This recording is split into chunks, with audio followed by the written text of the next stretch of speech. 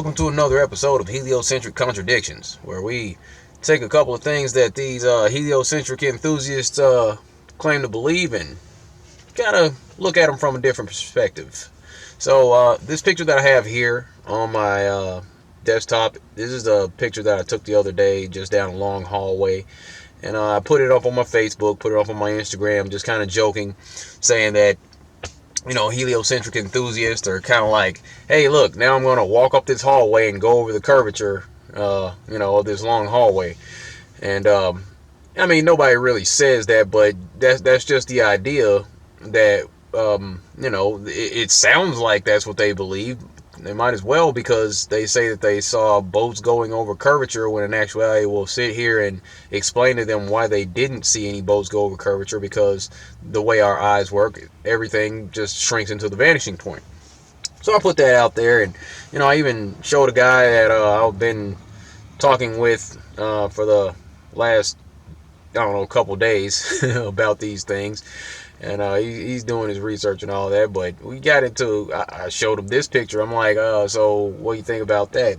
And the idea was basically that, his argument was that our eyes don't work like that. That people's eyes don't work like that. That's not really how it is. It's kind of, you can take pictures of something from multiple angles.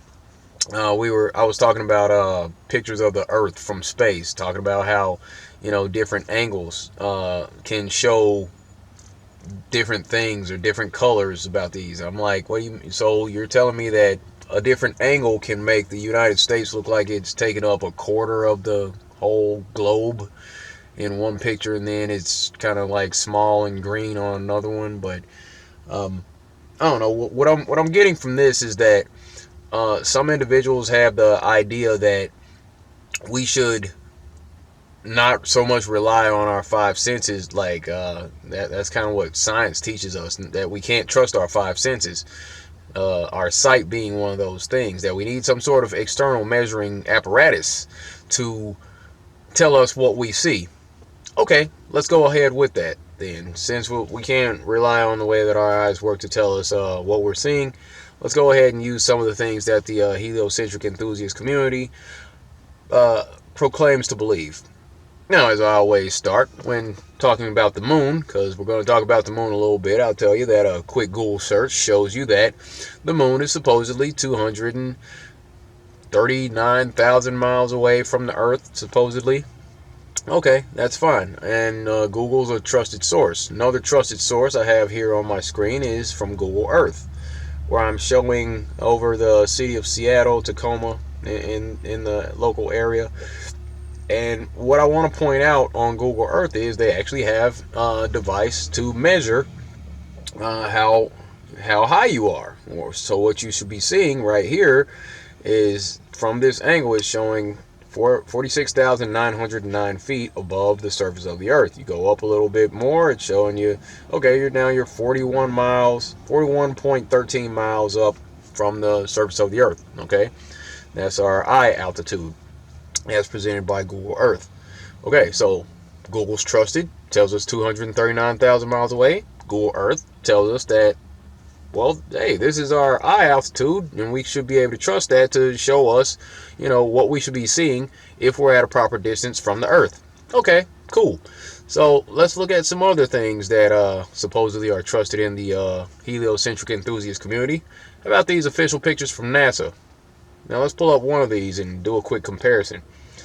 Alright, let's bring it to about this size. Now this one shows the Earth and shows the moon really close to the Earth, and that was an official picture given to us from NASA. So let's see what our eye altitude shows if we zoom away from the Earth to about that size. Let's bring it back in a little bit. Sure. Let's put it right there. Let me put a little bit more on it. Yeah. Okay. So yeah, that looks like about a match. Looks like that about matches. Okay, so there's the moon in this shot, really close to the Earth, but the moon's not really that close to the Earth. The distance is supposed to be 239,000 miles away, but our eye altitude from the surface of the Earth is only showing 9,154 miles away from the surface of the Earth. But the moon is supposedly a lot closer than that, according to what we're seeing here from this official NASA photography here. So that's not really matching up. Okay, so here, let's check out another one. Maybe we got to get further away. And this one, I'll just call it Earth shot number 2 from NASA. Oh, it's even showing us from the moon. All right, cool. Let's get a little bit further away. What do you think? About right there. All right, I'll pull it over here for comparison. Although this one's kind of egg-shaped, but anyway. I don't know, maybe that's that oblate spheroid thing we've been told about by old Neil. Alright, so that looks about, okay, yeah, it looks about the same size, but the odd thing is, let's say we're sitting on the moon looking back at the Earth from here, and we're supposed to be at the same distance on the moon looking back at the Earth at this size, because Google Earth is now telling us how far away from the Earth's surface we are, right? So here we are. We're only 15,665 miles away from the Earth, if we're looking at it from this size, according to Google Earth. Here, let's do another one. Maybe we're not far away enough yet. We're not far enough from the Earth. Hold on. Let me shrink this down a little bit. Let me see. That's just a little bit more. Okay. Alright, that looks about, yep, looks about good. We'll just leave it there. Alright, and again, they're showing us from the surface of the moon, right about the same size as the Earth. Only Google Earth is telling us we're only 21,861 miles away from the Earth when we're looking at it from that size. So that's a little closer than we're told that we are from the moon. But let's try one more. Okay, and those were from NASA. Here, let's try JAXA. See if the Japanese space agencies got it a little bit different. All right, here, let me make this a little bit bigger. Actually, here. There we go. Zoom in there. And it's still showing, from the moon's surface. So, once again, let's zoom back in a little bit. Okay. Pull this one back down here for size comparison. Make this a little bit bigger. Okay, side by side, it looks about the same size. Excuse me. Alright, moving along. Alright, so that comparison shows that we got about the same size. And Google Earth is saying 12,184 miles away from the Earth is what our eye altitude is at that point. Gee, looks like Google Earth and what we're getting from NASA aren't really matching up. And as far away as we can get from the Earth on Google Earth is only 39,629 miles away.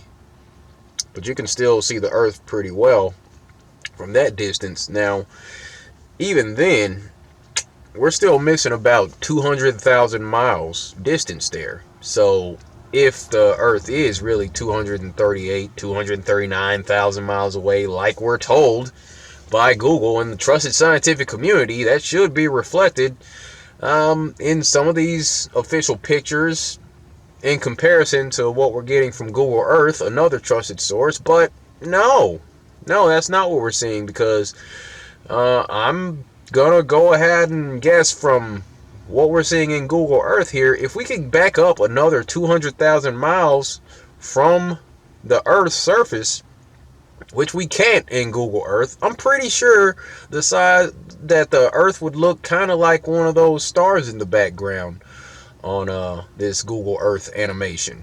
But we're supposed to take this stuff seriously. Yeah, I don't think so.